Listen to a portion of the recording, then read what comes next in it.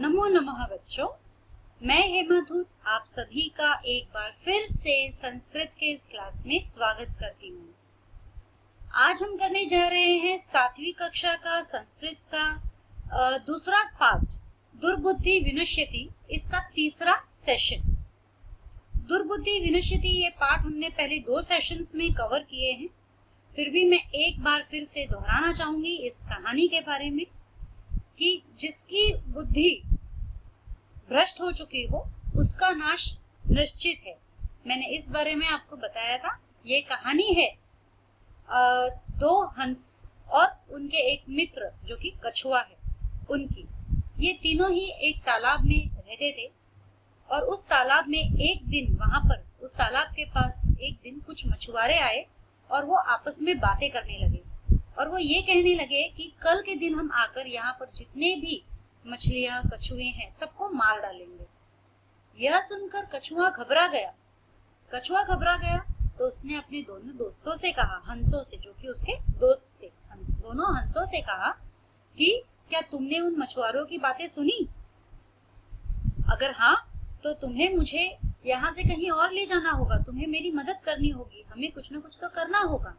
हंसों ने कहा, हाँ हमने सुना है, लेकिन हम जो भी करेंगे कल करेंगे, आज नहीं।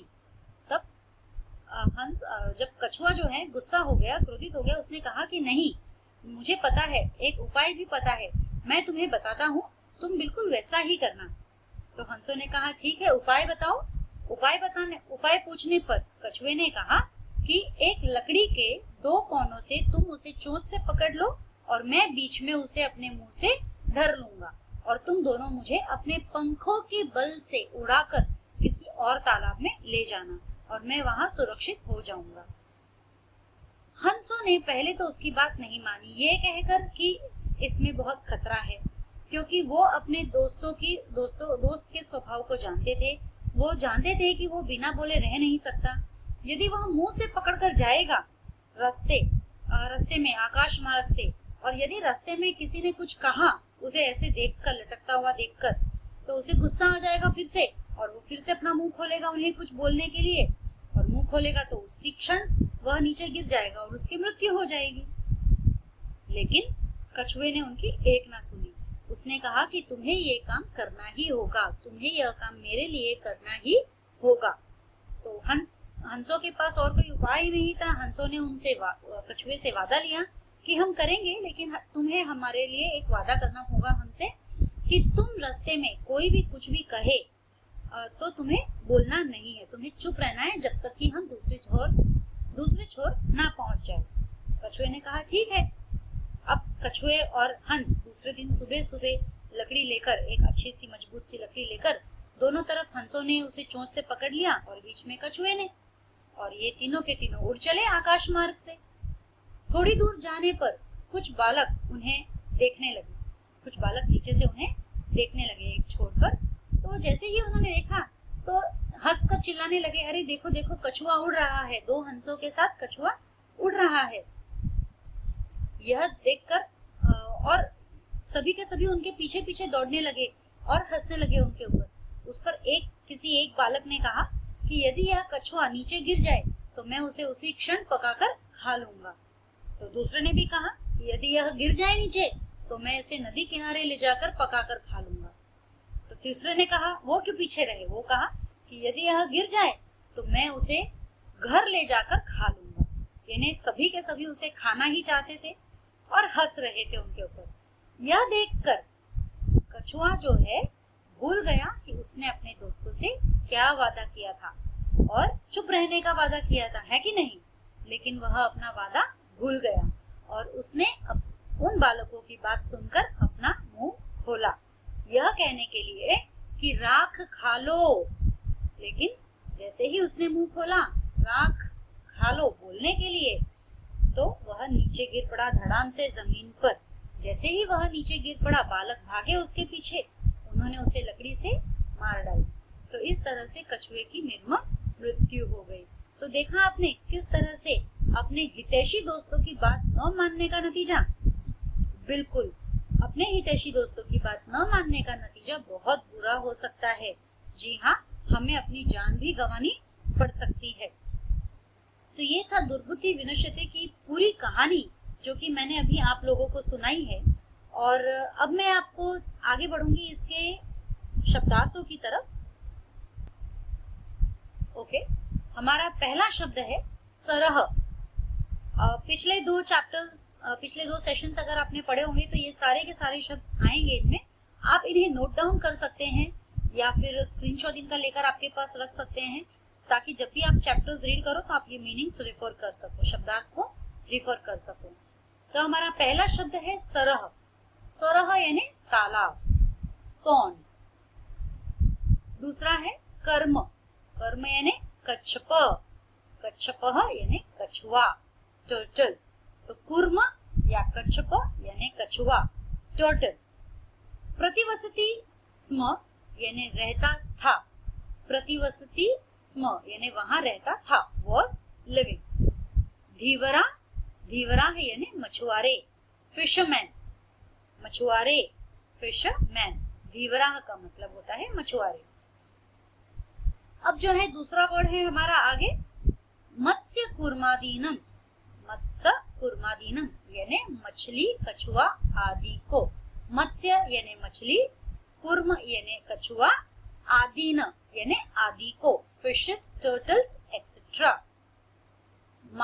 मारेश्यामः यानी, मारेश्याम यानी मारेंगे, शैल किल। वो लड़के कह रहे थे ना, जैसे ही वो नीचे गिरेगा तो हम उसे मार देंगे। मारेश्यामः मारेंगे, शैल किल। देन आगे मैवम। मैवम यानी माँ एवं ऐसा नहीं, नॉट सो। मैवम ऐसा नहीं, नॉट सो।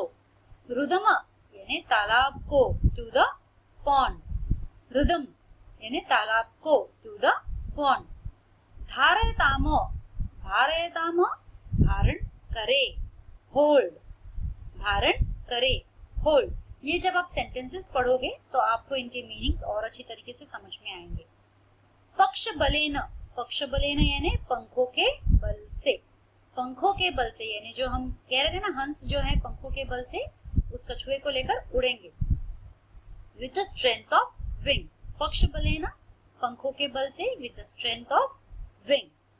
आगे बढ़ते हैं हमारे शब्दार्थों की ओर ही। अपायः, अपायः यानी हानि, हाँ। नियमानम ले जाते हुए, बीइंग कैरिड।